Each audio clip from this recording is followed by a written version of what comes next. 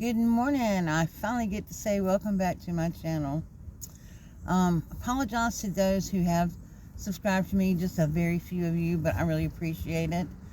Um, so I did not start this channel to abandon it right away, but I started it several months ago. As you can tell, I have one video up, and then my SUV Gracie decided to die right outside of an intersection in the middle of the road. The brakes lock up on it. I can't move it. It can't be pushed because the wheels won't roll. Oh, it was an exciting time, let me tell you. Yeah, I was sitting there worrying about getting smashed to pieces when this wonderful fire truck came up. They were on their way to a training, and they pulled kind of in front of me to block the intersection so that I would not get hit. Oh, God bless them for that. Anyway, so I was dealing with that, and I meant to come on and say, hey, I don't have a vehicle right now, and that's why I'm not making videos.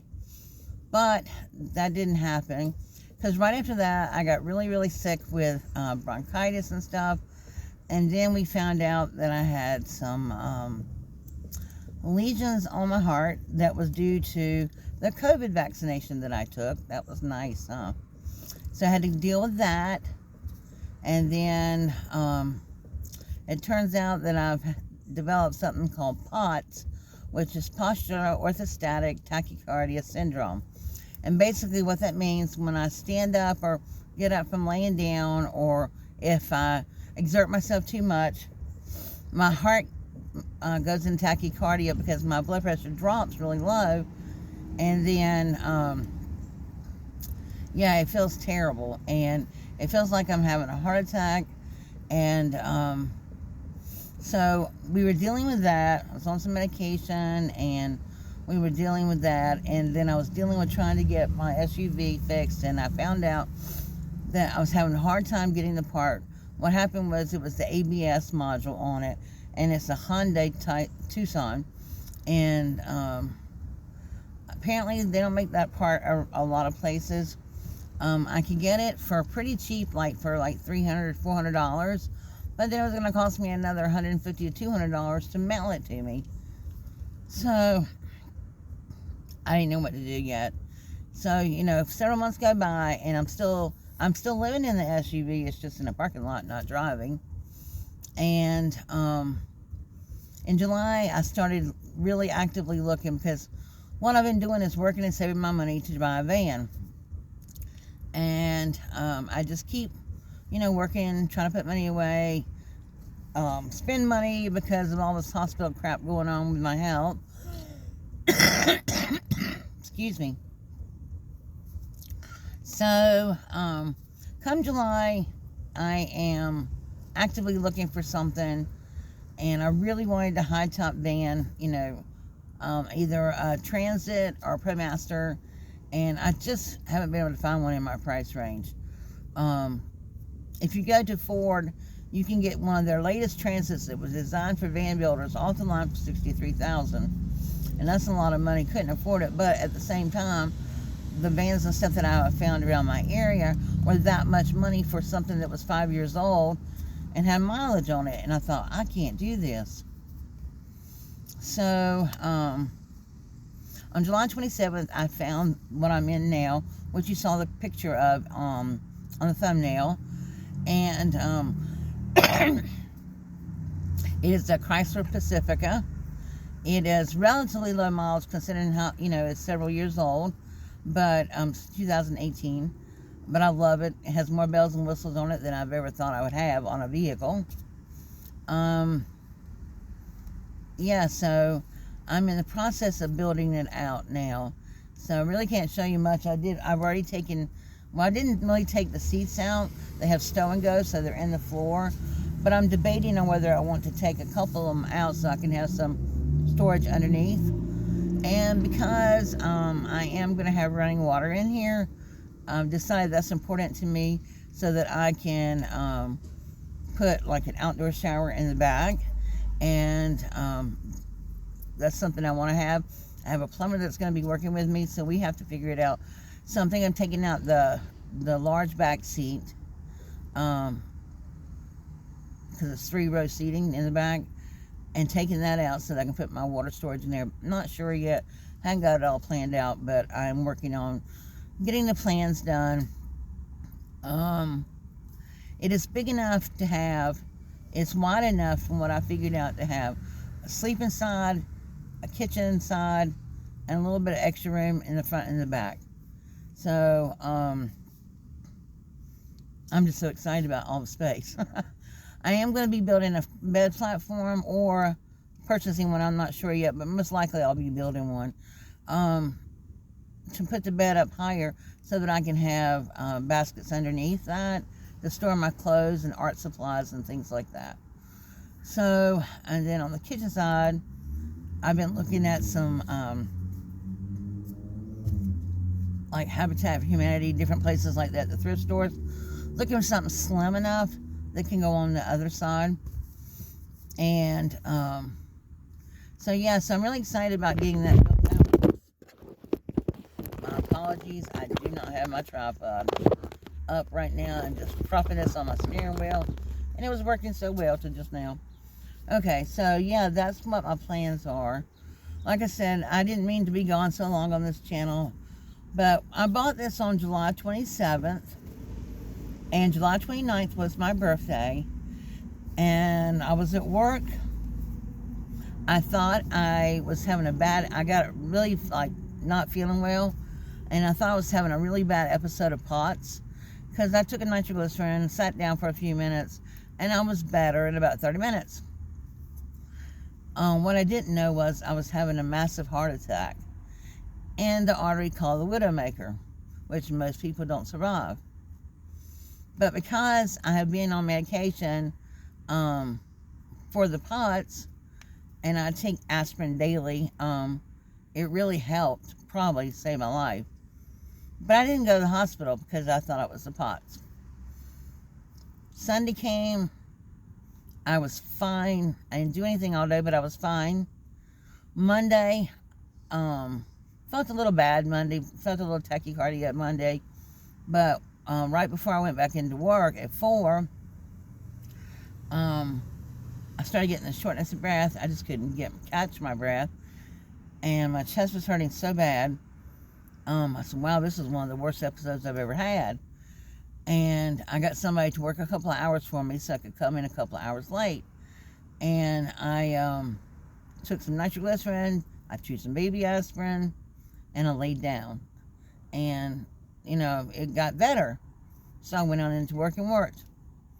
About 1 o'clock in the morning, I called who I call my son. He was one of my best friends. I called him up and I said, Scott, I'm going to the hospital. I don't think I can deal with this. And he goes, nope, hang tight, I'll be there in 3 minutes. And he was. Took me to the hospital, rushed me in, didn't even keep me waiting in the lobby. Started throwing wires all over me, drew some blood to check my cardiac enzymes, and my EKG was abnormal a little bit, and so they admitted me to the hospital. Then they got my cardiac enzyme test back, and the doctor, Scott was sitting there with me, and the doctor said, I'm not even going to tell you how high your cardiac enzymes are, because I'm scared I'll scare you to death. But let's just put it this way, you didn't have a heart attack. You've had multiple heart attacks. And at that time, we still didn't know which artery it was. So the next morning, I had emergency surgery. They went through both my arteries. They went through the radial artery about right here. I think about right there. I don't know, you can't see it. Then they went through the femoral artery. And my blood pressure was so low, it was 99/50. And they could not give me any kind of medicine. Usually they give you Versed and some fentanyl or something so that, you know, you're awake, but you're stupid. You don't know what's going on. Well, they couldn't give me anything. And he said, I'm very sorry, but we might kill you if we give you anything. I thought, okay. He said, all I want you, he said, I'm going to try to numb it up with some lidocaine so you don't feel the needles going in. He said, but just focus on me, talk to me, whatever you want to do. Just keep your mind off of it. And so we went through the whole procedure, and I felt everything. But, you know, it was weird. I did watch them on the screen. It was kind of weird. But they found out that it was a large artery called the Widowmaker. And the doctor was just shocked. He said, I can't believe this, young lady. He said, I cannot believe that you've had multiple heart attacks in this artery and you're still on this table talking to me. Grace God, it's the only thing I can say. So the artery was 90% blocked. They unblocked it and they put a stent in. And I felt immediately better afterwards. I mean, I guess it means something when the heart's all glowing in there, you know, the blood's flowing properly and you feel better. Now, I'm still dealing with tachycardia, and they're not sure if the cardiac conversions and stuff that I've had caused me to have AFib or aflutter, or if it's just the POTS itself. So, I'm still running tests and different things like that. But while I'm still hanging in the area, building out this van, I am still working. And what I figure is I'm going to have to, like, I think where I work at is going to support me in this decision. But I am going to be working and saving up money and stuff, and then I'll go out 3 or 4 or 5 weeks at a time, and then I'll come back and work some more, and then go out. Because the van I bought, even though it was way less expensive than the high roof vans that I wanted, it was still up there in my mid-range price. And so I have to pay for this thing now, and I'm just scared that my Social Security is not going to, it'll pay for the van, but I have other things like a storage building and insurance and that kind of stuff. I'm not sure it's going to cover everything, so I'm going to have to work and put some money away. And for right now, I'm just going to have to work like that until maybe I can get my YouTube channel paying. Because I really want YouTube to be my job so I can travel full time. And I have another channel, a crafting channel, which does pretty well, but it's not enough to let me travel. So I started this channel because I really want to vlog my travels, not just for me, but for my grandchildren, and for, you know, them to see their Meemaw living out her dream. So let them know it doesn't matter how old you are, how young you are, you can fulfill your dream if you work hard for it. Van life has been a dream of mine for years, even before it became popular. And this is what I want to spend the rest of my days doing. So, yeah. Anyway, so that is a short of the long version of what happened. I will be giving a tour of the van, but it is, oh my gosh, the space that I have in here, it's just phenomenal. I mean, it's like, the back of the van is 7.5 feet long, or 8 feet, something like that. I am only 5'4", 5, I think. So I am custom making my bed to fit me. I'm making it like 5'6", 5'7", just a couple of inches longer. So I have room in the back. And then it's only 38 inches wide because I'm doing a twin. And lengthwise, this way, I mean, widthwise this way, it's 78 inches tall.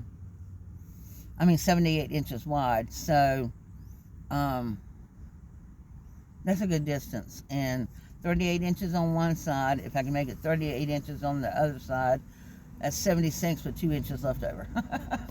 Or maybe even a little smaller than 38 on the other side. But I'm getting it all worked out right now.